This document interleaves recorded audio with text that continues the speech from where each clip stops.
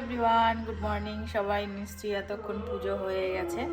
এবছর আমি বাড়িতে পুজো করতে পারলাম না সরস্বতী পুজোটা, তার কারণ শুক্রবার পড়ার জন্য। শুক্রবার পড়েছে আর আমি যেহেতু মা সন্তোষীর পুজো করি, আর মা সরস্বতীর পুজো কিন্তু কুল ছাড়া অসম্পূর্ণ, তো কুলটা তো আমি ছুঁতে পারবো না।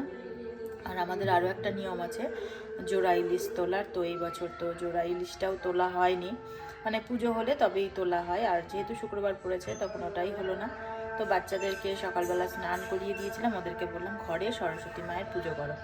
তো আমি মন্ত্রগুলো বলে বলে দিয়েছি আর ওরা পুজোটা করে নিল। এখন ওরা ভাত খাচ্ছে, ভাত টাত খেয়ে ছোটো জনের বায়না তাকে শাড়ি পরিয়ে দাও। আর আমি এই যে স্নান করেছি, চুলটা পুরোই ভেজা, ঘরের পুজো কমপ্লিট করে জাস্ট এখন দাঁড়ালাম।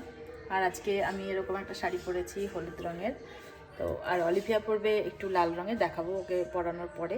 আমি তো ভালো পরাতে পারি না, ওকে বললাম আন্টির কাছ থেকে পরে নে, কিছুতেই পরলো না, বলছে না মা তুমি পরিয়ে দাও, যেমন পারবা তেমনই পরিয়ে দেবো। তো ঠিক আছে, যেমন পারবো তেমনই পরিয়ে দেবো।